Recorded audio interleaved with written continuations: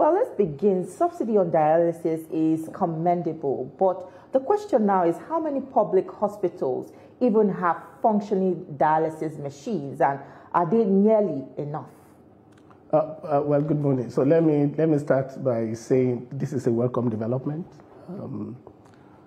If you look at the Nigeria sector space, the mechanism for financing has always been input financing. Input financing is where you give budget to administrators to administer, and then the administrator use their prerogative to allocate how to use the resources. Sometimes not for critical care. Okay, I give $1 billion to a teaching hospital and the CMD decides to fence the hospital. Okay.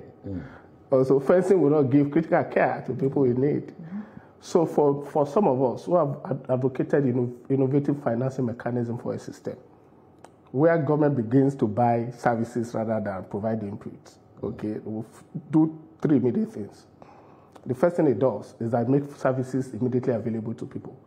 Because now you are not giving money to the CMD to do whatever they like. You're actually subsidizing or buying services, right? The second is that it brings access. Okay, people now have access to that care because you are no longer paying for what they need to put in place. Somebody needs to put that services in place before you can buy from them. So the hospital will be compelled to focus on service provision. And the third, the most important thing, is it brings what we call public trust. Okay, so for me, this is very innovative. And I'm not surprised because of the leadership of the country at this time. So when you subsidize, what you are doing is to make this more available to people who ordinarily cannot afford the 50,000 that a dialysis would naturally cost. And averagely, a patient who requires renal dialysis may need at least 1 or 2 sessions per week. And they need this for the rest of their life until a transplant is done. So imagine paying 100,000 per week for the next maybe 5-10 years of your life. So how many Nigerians can actually afford that? So for me, this should be celebrated and it should be expanded. I am told that this is going to start in about 10 facilities from Maiduguri to Jabi to Abeokuta to Owerri to Uyo to Calabar across Nigeria. 10 centers have been approved to over the services. Of course, I'm aware that there are several more centers that could provide dialysis services in Nigeria, but to answer your question directly, we do not have enough.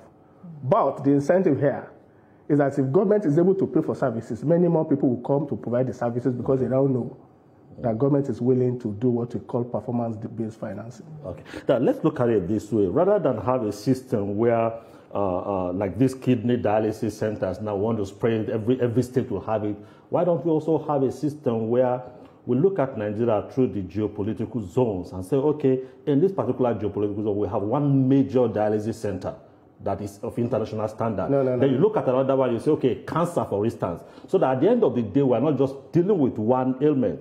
We're spreading it across the country that, okay, we have one center that is expert, that have the major international equipment, another place and all that. It's not possible to have it that way. No, so you need to understand the epidemiology of the disease, what we call disease distribution in population. Okay, so if you put, for instance, a regional center for dialysis, the indirect cost of accessing that cheap service becomes more expensive than the cost of service. For instance, if I have to travel from Ogbomoso to Lagos to do dialysis, the cost of transport to Ogbomoso and back to Ogbomoso to take dialysis of 12,000 is more expensive than the cost of dialysis.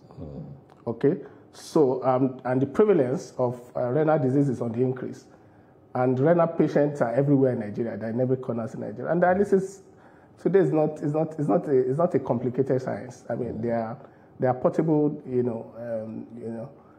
and a more concise unit that could actually be established. I mean, for me, in every local government of Nigeria.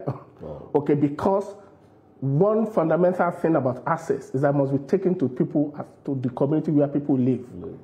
And part of the indirect cost of health is that people will still have to live their daily routine, their daily work. You know, many Nigerians and they are living daily. Okay, many people have to, wake up in the morning, get to provide service somewhere and be paid for that day. And the moment you allow somebody to travel a whole day and come back a whole day, it's another indirect cost. So dialysis, for instance, cancer, for example, you could have regional or state level services because it's not as prevalent. Okay, or cancer services requirement is not as common as renal condition, right? So for me, the requirement for renal services in Nigeria, I mean, needs to be expanded. The provision and the centers to provide service needs to be made more available to people, even taken as low as state hospital, general hospitals, so that as many as possible Nigerians, people are dying every day because of inability to access, dialysis. And the dialysis is just one science that will keep patients alive. And like I said, and like federal government had committed, many more centers who are already providing services will also be supported by this subsidy scheme. And I also hope that maybe state governments, will also take this forward.